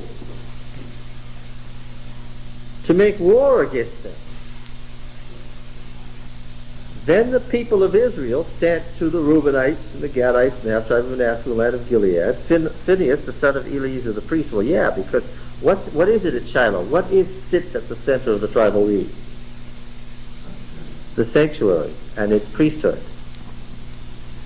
It's a tribal league around a central sanctuary. The 12th century in Greece. Read Homer, the Iliad, the Odyssey.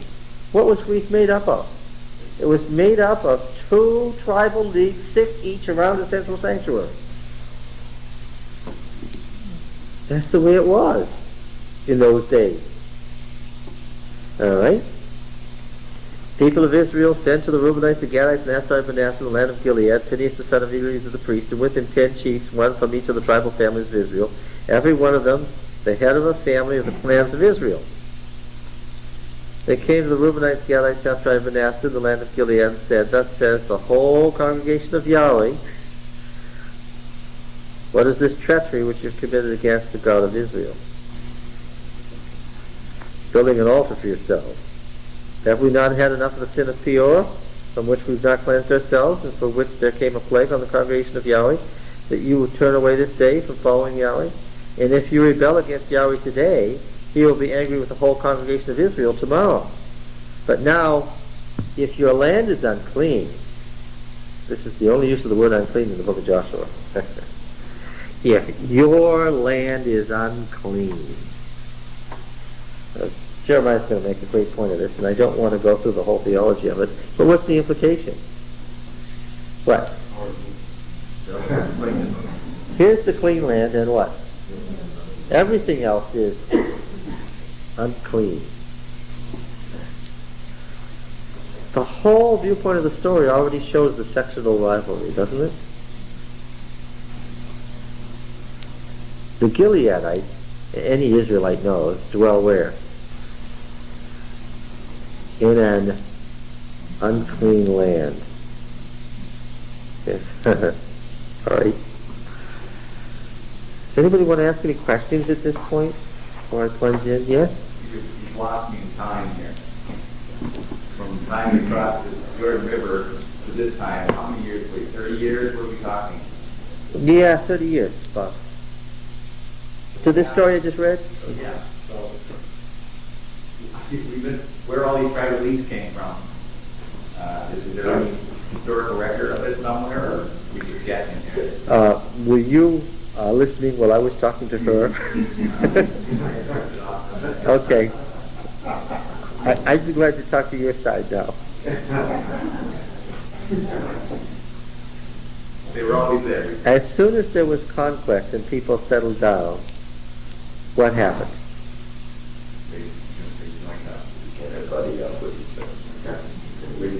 Around their tribal center, around their priesthood, around their central sanctuary. Well, why can't we have a central sanctuary at Hebron? Abraham made one here. Right? This is where Abraham got the promise. But just a paragraph before, these 2.5 tribes are heroes because they been selfless and came and helped the other tribes, and now it's time for them to go. Oh, well, that's Jeremiah writing. He wants to talk about the idea in his time that anybody who didn't live in Judah. Well, we'll read Jeremiah. What did they say about those who've been carried away? They're not coming back. They live where? Those folks who were carried away in the exile, they live in an unclean land. There's a steel job line. Yes. See, Jeremiah is writing about Joshua, isn't he? But he's only writing partially about Joshua. What is he also writing about? His time. Well, I want to get us back to Joshua's time. I don't want to worry about Jeremiah. That's why I'm avoiding going all the way to Jeremiah's time today. Yes, I want to do Joshua's time. We had 12,000 people cross over the River Jordan. Where did they all go? Did they go? Were there 12 tribes then? I mean, I know I'm asking this from a fundamental viewpoint.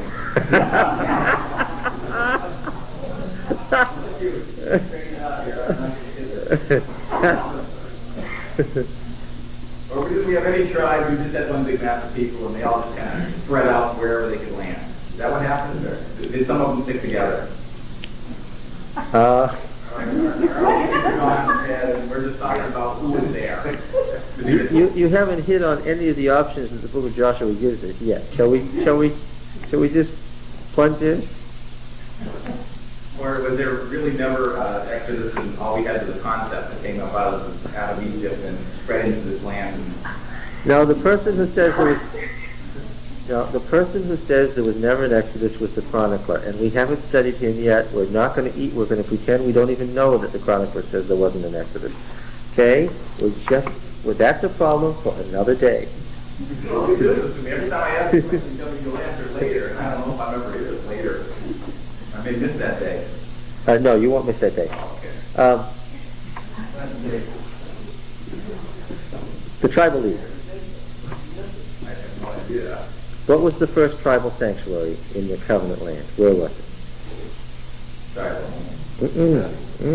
Bethel. But Gilgal, yes. How many stones did they set up there? 12. Can you bring a map in to show us this whole thing so we can kind of follow along as we go? We're lost. Do you know where Gilgal is?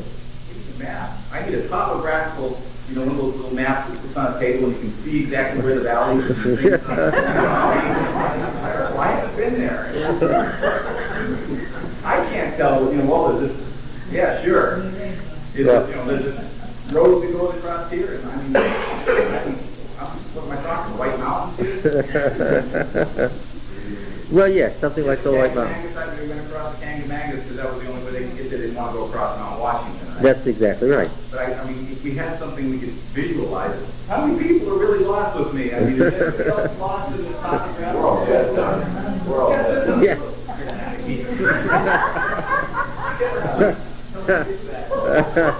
That doesn't really help me that much.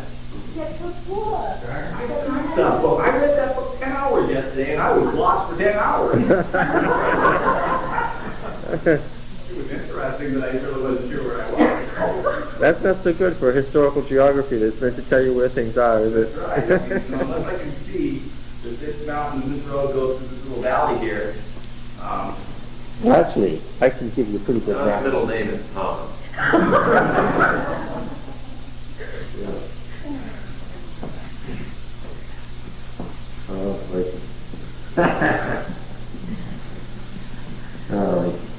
Because Gilgal could be in Tibet, as far as I can tell. Well, it is kind of a problem because there were 3 or 4 Gilgals, so. And of course, there's a couple of different ways they could have come from Egypt, right? Well, in fact, the book of Numbers in chapter 33, as we remember, had 2 different ways. Yes, that's true. And when we talk about the Red Sea, everybody thinks it's one of those little fingers that comes off the Red Sea, but really it's the Mediterranean, isn't it? Well, it's a tidal marsh in the Mediterranean. Yes. Now, how many people would say, huh? Because I looked at that map last night and I'm saying, because these people crossed the Mediterranean, they weren't out in the Red Sea somewhere on some little finger, which is something we always learned, that's where they were. But this is really easy. Really very easy. It's not very hard. This is good. I like this. What is that down the bottom? The Okay. Fall Mountain? We're going to talk about this. See, he knows. Now the Red Sea comes up and has this little 2 fingers. Yeah. Pick up, well, that's this finger here. Oh, On the side of this is Sinai right here, and the lots up here. Don, you've never lived in the Middle East, have you? Yeah. that didn't help, did it? No, I'm just saying that he may have an unfair advantage. Yeah, I'd say so. Okay. Now look, there are two plates of the earth falling apart. They have created a rift in the surface of the earth. The surface of the rift goes underwater right here. It goes all the way down the east coast of Africa. Doesn't come up again for 3,000 miles until it comes up at Lake Victoria in the falls and so forth, the escarpment here. There's this giant cut in the surface of the earth, okay? Yeah. And it actually rises to sea level here. It's just a little tiny bit above sea level, otherwise the water would rush in here. Okay? If this wasn't just a little bit above sea level, this whole thing would be filled with water, which wouldn't be so good, would it? Wouldn't be good for the folks living in here, would it? No. And those mountains, that red mountain range, the way I figured it's about 3,000 foot mountains there. 3,000 to 5,000 feet. Okay. Now you understand, we have rivers running in from various places. Right? We have the Jabbok and the Yarmouth. And of course, Where the rivers are coming in, is it deep cuts or? yeah, very deep, coming down the mountain. Here's the Arnon and the river Zered. Or are these like regular New England rivers where they built the roads right alongside the river, or is this different? In some of them, there are roads coming down at the mountain. This is a very sharp drop-off, a very sharp drop-off. You could get your car speeding real fast and go out into the air and drop 3,000 feet before you hit the next pavement. Okay. How wide is the top of these mountains? Huh? I mean, top of the mountain ranges, how much area? Well, about 30 miles wide, I said that earlier. Okay. Now the That water... was before we had a picture now. Okay, now this is the Bekaa Valley of Lebanon, of course, and I feel it's not very far from the ocean. So. Now the water coming off of Mount Hermon up here, this sacred mountain up here, runs, you get the Lake Beulah, and it runs into the Sea of Galilee, or Chinnereth, as it was called in Old Testament times. And then we have this is 90 miles from here to here. The river runs about 200 miles because it wanders all around. This is very flat. Down here in the valley, it's very Why flat. is that valley? Approximately. 10 to 15 miles wide, 20 miles at most. And the top of these mountains is flat. Some of them are quite peaked. You can be down in this valley and you've got mountain ranges rising 3,000 to 5,000 feet on either side of you. Well, when we talk about the hill country, where are we? This is the hills of Cisjordan, West Jordan. This is the hills of Transjordan. Now, we already said, now coming out of here, we've got this road, right? Now, it happened, and it's very odd the way it happened, that in the middle of the mountain range, the mountains suddenly stop. There's a nice clear mountain range, and right here, they stop for 20 or 30 miles. I don't know why they chose to do that, but they did. Good. And they left a plain that's as flat as Kansas. And this flat plain here is the Valley of Jezreel. Okay? And there's one nice pointy mountain there, the Mount of the Transfiguration where Christ was transfigured, Mount Tabor, where these three tribes gathered together. Now you see this flatland runs right down into the flatland of the Jordan Valley. Okay? And this is why there were Canaanite cities along the coastal plain, right? Flat. And here it runs down this way. So that actually, the problem for Israel was, the same folks who lived along here lived in the Jezreel Valley and down here. So what were they? Their problem was that they were surrounded on three sides.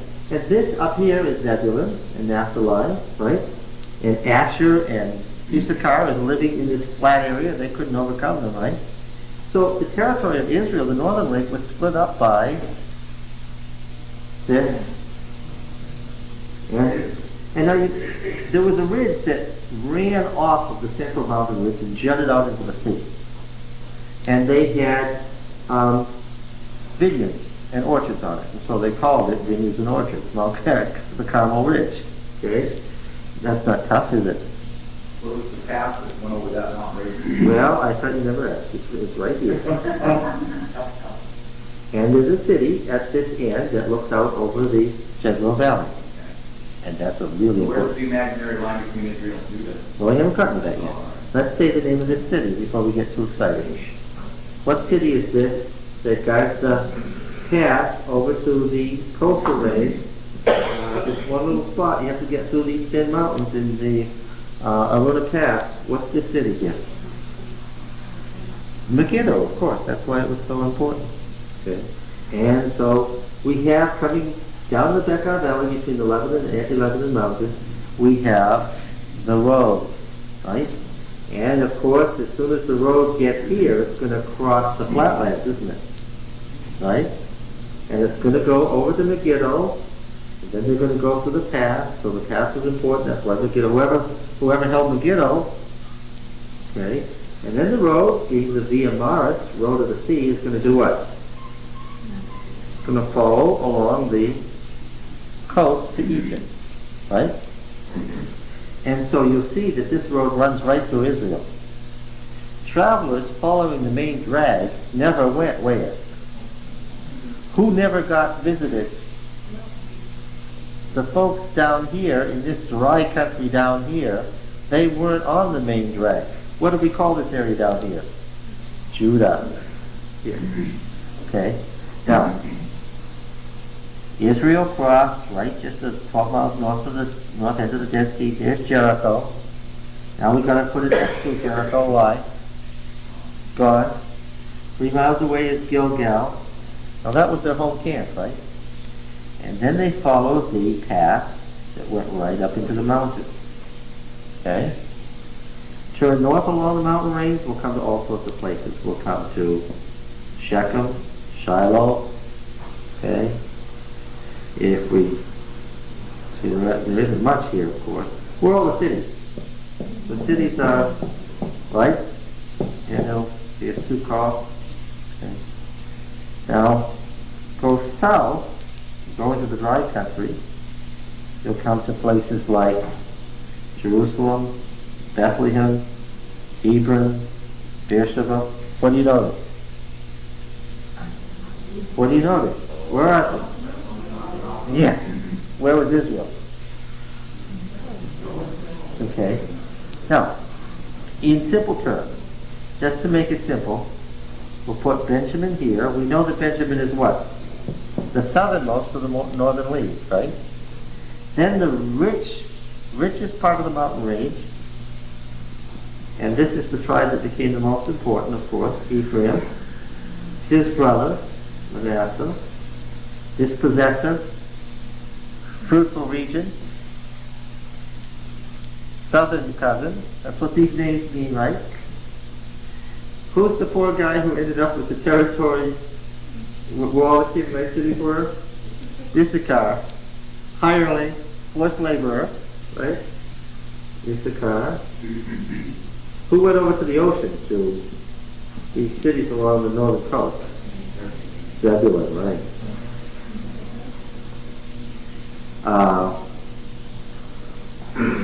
Asher, Naphtali. Okay.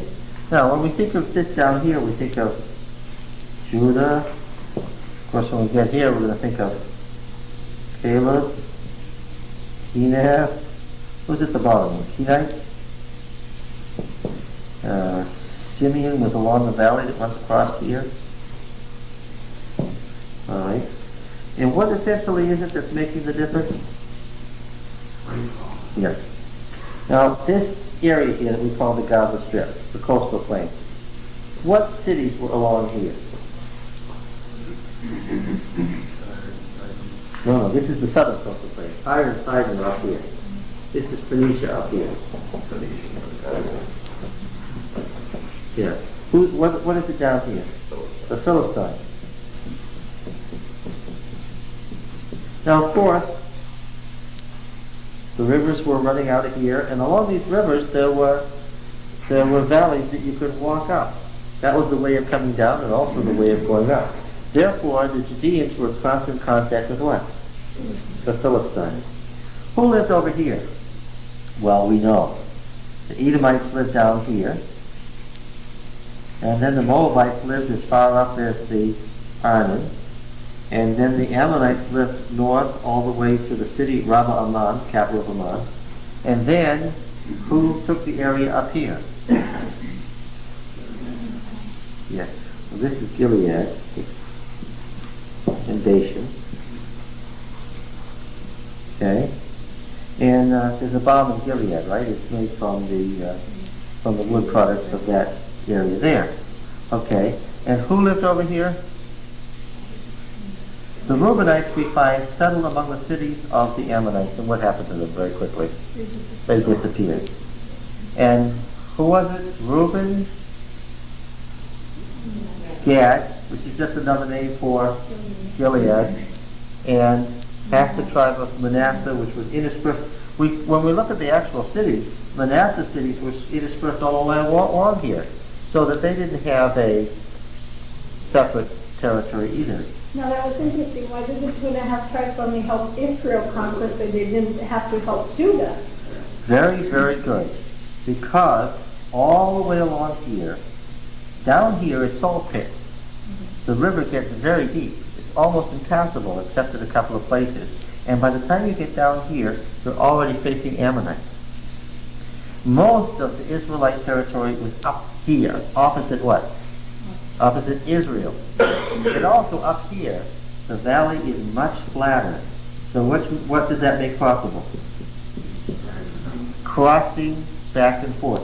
So they had little roads that came out of this mountain range, went down, crossed the valley, and back up. Okay? So that the obvious answer is, these folks were basically opposite Israelites and they could cross easily. Crossing down here is a problem. Alright?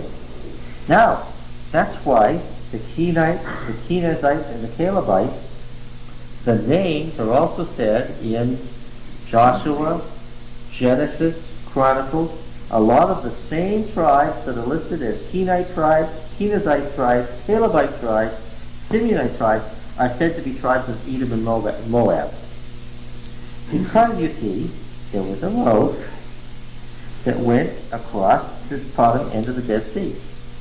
Now, there was a main road on this side on the tableland. And what was this road called? The King's Highway. And where was it headed? To Eilat. Eilat is the port, and what happens from here? Then you take a ship to Africa, or if you go that way, you go to Saudi Arabia. Wherever you're headed, that's the port. Okay? So, when it comes to down here, and fighting with the Edomites and Moabites, in the period of the divided monarchy, which kingdom had more to worry about down here with Moab and Edom? When we read through the book of Kings, we're going to find out that it's Judah that's constantly fighting over here, and occasionally enlisting the aid of Israel to help it. Alright? And obviously, whenever we're worried about the Syrians in Damascus over here, who's fighting with these people? The Syrians, the Arameans, all the way through. Ben-Hadad, whose enemy is he? Almost always Israel. Israel's going to be the one that gets eaten up by the Assyrians first because they're coming down the through. They were right there. That's what spared Judah for much longer. They weren't on the main road. I don't see Shiloh in Hebrews. Well, I meant to put Shiloh right in here.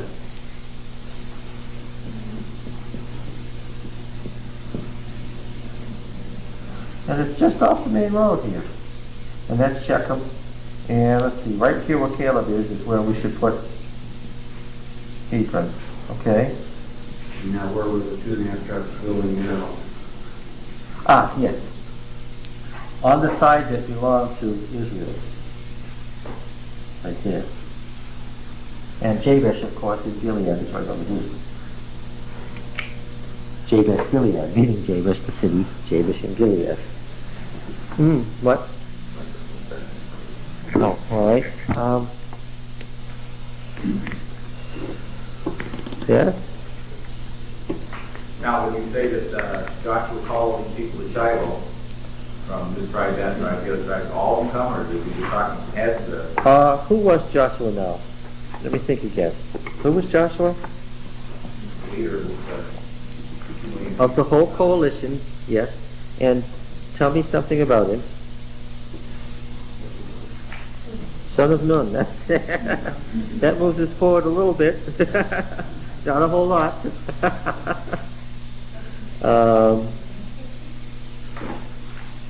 Well, what about it? What tribe was he from?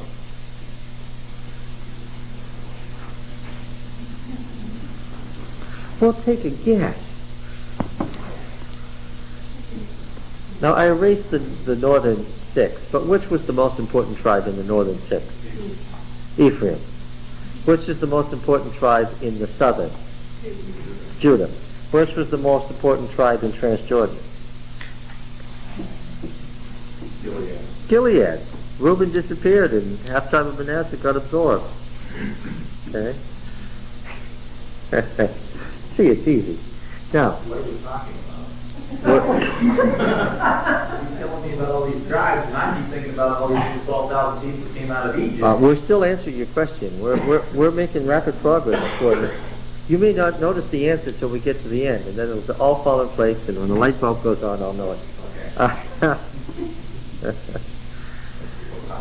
Now, take a wild guess. What tribe do you think Joshua was from? Well, someone already said it's from Ephraim. And what was Ephraim?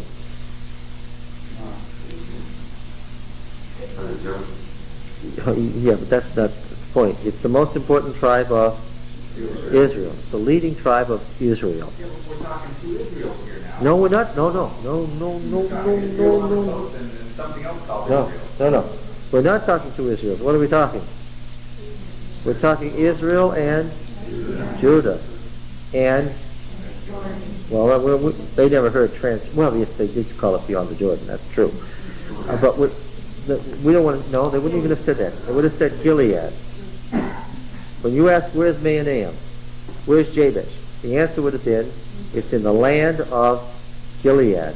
There's the land of Israel, and we're going to see this in Judges. You'll notice it. It'll jump right out at you. Of you, too, maybe. I hope by then it'll jump out of you. There's the land of Israel, and what else? The land of Judah. You're going to see it. And the land of Gilead. That's the way it is.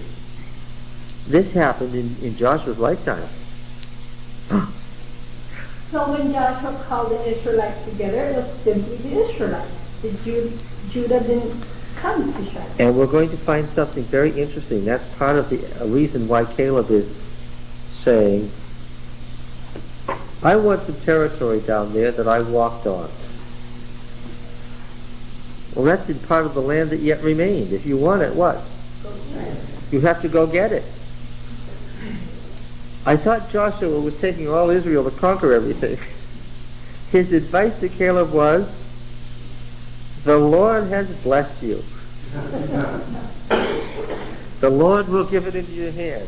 If you want that territory in the land that yet remains, then by all means what? Go get it. The Lord wants you to have it.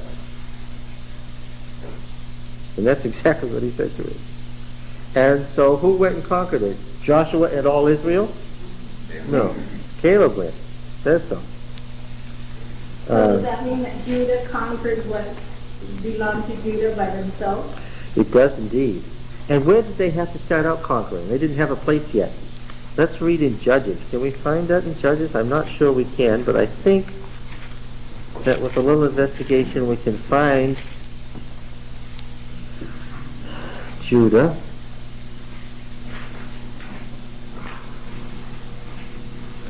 Okay, I think, it's not too, we don't have to search too far.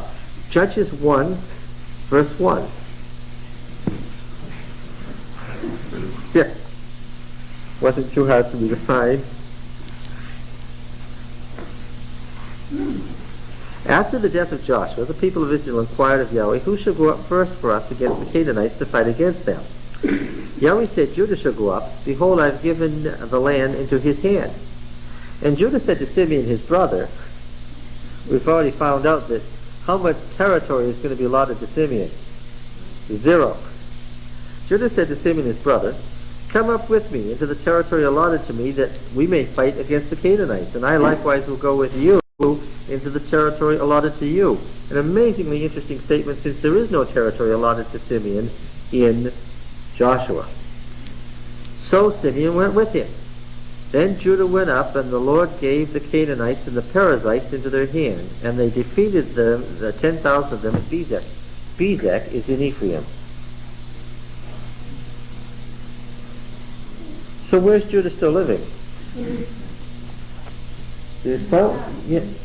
In the south? In the north. In the north. They have it. Where was he now? Yeah. So obviously they help. So you say They go up into the mountain range from Gilgal, and they fight first, and they're fighting up there in Ephraim's territory. Does that seem fair to you? Now they invited Simeon to come along with them, but it didn't end up to be Judah's or Simeon's territory. That's right. They came upon Adoni-Bezek at Bezek and fought against him and defeated the Canaanites and the Perizzites. Adoni-Bezek fled. That's just Lord of Bezek, that's all it means. But they pursued him and caught him, it's not a name, and cut off his thumbs and his great toes. And the Lord of Bezek said, 70 kings with their thumbs and their great toes cut off used to pick up scraps under my table. As I have done, so God has requited me. And they brought him to Jerusalem, and he died there. Where's Judah headed? South. And the men of Judah fought against Jerusalem and took it and smote it with the edge of the sword and set the city on fire. And afterward, the men of Judah went down to fight against the Canaanites that dwelt in the hill country in the Negev and in the lowland. Judah went against the Canaanites that dwelt in Hebron. Now we've already found out that Hebron was conquered by Caleb, so that we now know that the tribe of Caleb is counted as part of Judah, even though we've been told that Caleb is not part of the 12 tribes. He's just become part of the 12 tribes. And they defeated Sheshai and Ahiman and Talmai. From there they went against the inhabitants of Debir, which the book of Joshua said Joshua took. The name of Debir was formerly Kiriath Sefer, the fortress of books, and it's the library fortress. Isn't that nice? And he said, he who gives Kiriath Sefer takes it, I'll give him Achsah, my daughter's wife. Othniel, the son of Kenaz, Caleb's younger brother, took it. Now, Kenaz is a different tribe. When we say Caleb's younger brother, we have to remember that in genealogy terms, his younger brother doesn't mean, I had a mother and a father. I was born first from my mother and father, and 2 years later, this person was born from the same mother and father. That's not what it means. What does it mean, my younger brother? What? So a totally different tribe. But it's his younger brother. How? If I conquer a territory, and you come in 10 years later, and I give you a piece of it, you're what? Okay, we're making progress here. All right, and so forth. So we're going to find this pattern in, don't read the Bible, listen to me here. We're going to find this pattern on several of the tribes and sub-tribes. They start out up here in the central mountain range fighting, and what? They move out in different directions to where they end up. They all started fighting in the central mountain range. Why? And that was the, what? That was the place to begin it. You're going to fight where there's hardly anybody except a few unwalled villages. Then when you get going, then what? But then it seems like Israel, what became Israel was done during Joshua's lifetime, and Judah fought what they got after That's Joshua right. died. When Joshua died, it was still in flux. The point that the book of Joshua makes is what? Joshua was old and advanced in years, and he was told to apportion the land that they did not yet possess. The picture given in Joshua 13 and following is that by the time of Joshua's death, most of the land, what? Was not in their possession. And so it was still in flux. There was still a lot of moving around and changing. The Danites are here and they're also up here. The Manassites are in the south and they're also in the north. Benjamin's here and it's also up there. Asher's all over the place. The Calebite tribes, the Judite tribes start up here, they go down to the coast, they come back over here. We're going to see a lot of moving around. As long as you understand that it's a period of influx, it's not going to confuse you. You say, oh yeah, I remember that they were there and over there, down there and over there. And that's why the genealogy says that they were related, that this sub-tribe is part of Manasseh. Then later on, it says that it was part of Benjamin. Oh, but then it says it was part of Judah. This is giving me a headache. No, what does it mean? It means that they moved around. Because what is a genealogy? A genealogy is not the description of a biological relationship. It's what? Description is geographic, political, and economic relationships. Have I mentioned this before? Let me say it again. A genealogy is a description of political, geographical, and economic relationships. That's how come the Philistines are sons of Ham. How did the Philistines, who were first from Crete, become sons of Ham? Because Egypt was son of Ham. And because the Philistines during the earliest period continued to be part of the Egyptian empire, hence, therefore what? Sons of Ham. Until, of course, they became Semites. How did they get to change their nationality? Israel conquered them. Okay, one more question. Did the Gilead, as far as religion is concerned, as far as what were they the Israelites then? As far as, I mean, they went to Shiloh, or they had complete separate, their From what we gather further on, and yes, then we're told that the Jabesh Gilead was a Levitical city and there was a temple there and so forth. From what we gather further on was their temple city was Jabesh. And so they had completely separate things too. They were different denominations.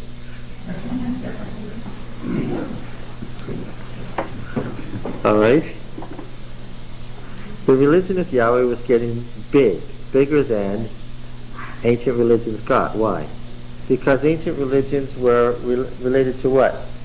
Particular locales. Now what? Because Yahweh is an infinite God, what? He can be worshipped in various locales, and now this is very, very disturbing to the Canaanites. And all during this period, the Egyptians are noting in their records the activity of Hebrew tribes in the mountains. They're writing them down, noting what they're taking, and not doing anything about it. Why? Because even though this is nominally part of the Egyptian empire, what? They don't care whether the city of Jerusalem is ruled over by an Ammonite king or a Hebrew king. What? The next time they go there, what do they want? They want some taxes. And in the meantime, they don't care. As long as what? Yeah. And we have Manasseh saying that he had to go up there and he had to beat down the following tribes, and he mentions Asher among them. And by 1220, he is saying that he has wiped out Israel. So what does that tell you? Obviously, he didn't wipe out Israel; it's still there. But what does that tell you? That by 1220, Israel is an accepted fact. It's there. It's a people. Okay, in Canaan. All right. A number of things we're going to notice is that several of the tribes are mentioned in Egyptian records before 1290 BC. And why is that a problem? Because according to the low date of the Exodus hadn't occurred yet. And so that's why the liberal scholar says that instead of a single event, the invasion was waves, because they've already got the Hebrew tribes with the names that we've got in Canaan before their date for the Exodus. And we're saying what? Put the Exodus back in 1450, put the conquest beginning in 1410, in 1275 have the death of Joshua and the beginning of the independent action of the tribes, and by 1220 we expect them to be there, right? We expect them to have showed up. Okay? And we're saying the reason the tribes are already there is because they left Egypt 150 years before you people think they left Egypt. All right. Now, you've got to read Joshua again, I think, from chapter 13 on. And you absolutely have to read, over again, for those who read for 10 hours yesterday, the Israelite conquest and settlement. Okay. It might make more sense this time through. Begin right, I would say, where it says, section 4, the house of Joseph and Judah, page 192. Remember that he follows the low date of the Exodus, and that's why he has successive waves. Section 5, the wars of the north. This is all very useful. And then section 6, page 191. The list of Canaanite kings. 7, the limits of Israelite occupation. It will all make sense now. 8, settlement in the hill country. 9, occupation and movement and of the tribes and clans. 10, the tribal league and its border descriptions. Oh, we covered a lot of territory. Then read all of the border descriptions there, and it will all make sense. There will be only 1 or 2 minor items that will confuse you, all the way to the end of the chapter. John said last week to read the first, the second, third, and fourth chapter at the beginning of the book, so you will better understand that part. If you read that, then you will better understand that part, because that is the part that I don't describes think the... you're answering the questions I want. You're not answering what I'm asking. Look,